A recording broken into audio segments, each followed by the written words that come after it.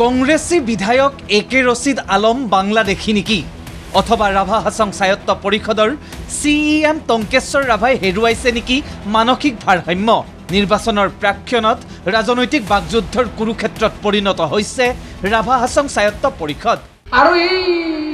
17 চন মানতহে হি বাংলাদেশৰ পৰা অহা মানুহ একে ৰছিদ আলমটো বাংলাদেশী মানুহ আমি ভয় খাম নেকি নাখাম তেওঁ এজন পাগল মানে জ্ঞান নোহোৱা মানুহ মূৰ্খ তেওঁ কি কৈছে 70 চনত মই বাংলাদেশৰ পৰা আহিছোঁ 70 চনত মোৰ জন্মই হোৱা নাই 70 চনত বাংলাদেশেও নাছিল চাওক কিমান জ্ঞান তেওঁৰ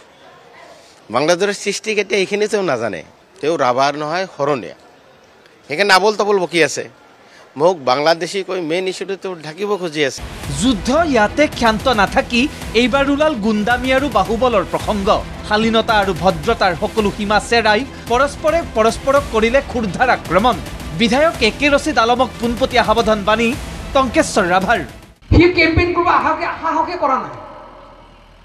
কেম্পেইন কৰিব আহকচোন ইয়াৰ আমাৰ পাৰে নেকি ভাল আছে দে ইয়ে ফিল্ডত সোমাৰ লগে লগে নহয় 20 জন ল'ৰা আমাৰ ঘেৰি ল'ব তাক এনে গুণ্ডা বুলি কৈছে সঁচাই গুণ্ডামি কৰি দিম মই ক'বৰ কাৰণেও ভয় নাখায় মৰিবৰ কাৰণেও ভয় নাখায় কাবাক কোবাবৰ কাৰণেও মই ভয় নাখায় সিধা ষ্ট্ৰেট মেছেজ কোনোবাই গুণ্ডুল কৰিব মই খাতিৰ বাতি নকৰোঁ কোনোবাই মোক মাৰি পেলাব তাকো মই খাতিৰ বাতি নকৰোঁ কোনোবাই যদি বদমাছ কৰে তাকো পিঠি ফালি দিবৰ কাৰণে মই খাতিৰ বাতি নকৰোঁ ক্লিয়াৰ মই কৰিলোঁ আজিৰ এই সমাজৰ ভিত্তিত প্ৰত্যাহ্বান গ্ৰহণ কৰি টংকেশ্বৰ ৰাভাক পৰিস্থিতি বিষম হ'ব বুলি সকিয়নি একে ৰছিদ আলমৰ লগতে বিচাৰিলে টংকেশ্বৰ ৰাভাৰ লিগেচি মই তোমাৰ লিগেচি দেখাই আছোঁ তোমাৰ পূৰ্বপুৰুষ পিতৃপুৰুষ তোমাৰ জেনেৰেশ্যন মই চব দেখাই আছোঁ মোৰ লিগেচিটো লৈ লওক মই ক'ৰ কি কেনেকুৱা মই সহায় কৰি দিম তেওঁ কৈছে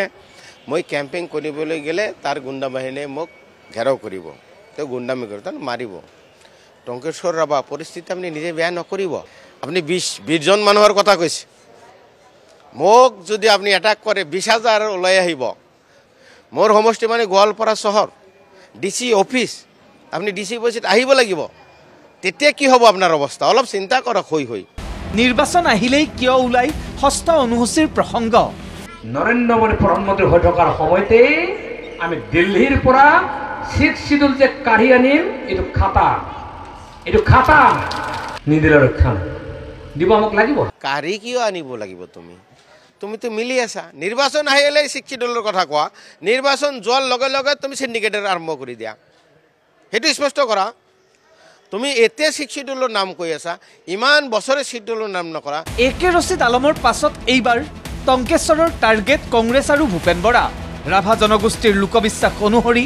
ডাইনিয়ে খেদিছে হেনো কংগ্ৰেছ দলক আটাইতকৈ বেছি সময় এই কাউন্সিলখন যিজন মানুহৰ হাতত থাকিলে মাত্ৰ কেইজনমান মানুহ আৰু কেইটামান পৰিয়ালৰ উন্নতি হ'ল আপোনালোকৰ নিজৰ গাঁৱত হিচাপ কৰক ৰাভা হাছং কাউন্সিলৰ কিমান টকা আহিলে আমাৰ গাঁওবিলাকত কোনে কি পালে মই ভূপেন বৰা ডাঙৰীয়াক মই আহ্বান জনাম এতিয়াও সময় আছে তেওঁ প্ৰাৰ্থীবিলাকক কৈ দিয়ক যে আমি ৰাভা হাছঙত জিকিব নোৱাৰোঁ আমি সাৰেণ্ডাৰ কৰিলোঁ 20 জনকৈ মানুহক যি শ্বহীদ কৰি মৃত্যুমুখলৈ ঠেলি দিলে সেই বিভীষিকাই কংগ্ৰেছ দলটোক খেদি পঠাইছে এনেই ৰাভা মানুহ ডাইনী পূজা কৰে মই ভাবোঁ আমাৰ ডাইনীটো তেখেতসকলক খেদি ফুৰিছে এধাপ আগুৱাই কংগ্ৰেছৰ কঁকাল ভাঙিবলৈ সাজু হৈছে হেনো বিজেপি দলটোৰ সভাপতি দিলীপ শইকীয়াৰ দাবী কংগ্ৰেছৰ হাত দালালৰ ছাট এনেকৈ কংগ্ৰেছ কা হাত গৰীবো কা ছাট বুলি কয় কিন্তু কংগ্ৰেছ কা হাত গरीबों का साथ तो কেতিয়াও নাছিল कांग्रेस का हाथ हमेशा दलालों के साथ रहा हमेशा दलालों के साथ कांग्रेस का हाथ ওরে তেলক দুমুখীয়া চৰিত্ৰত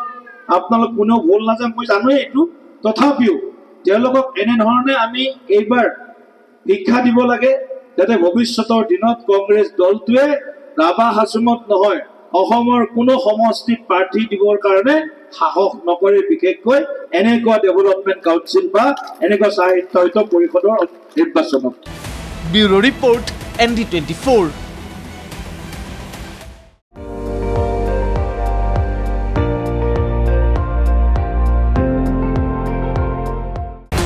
আপুনি চাই আছে ND24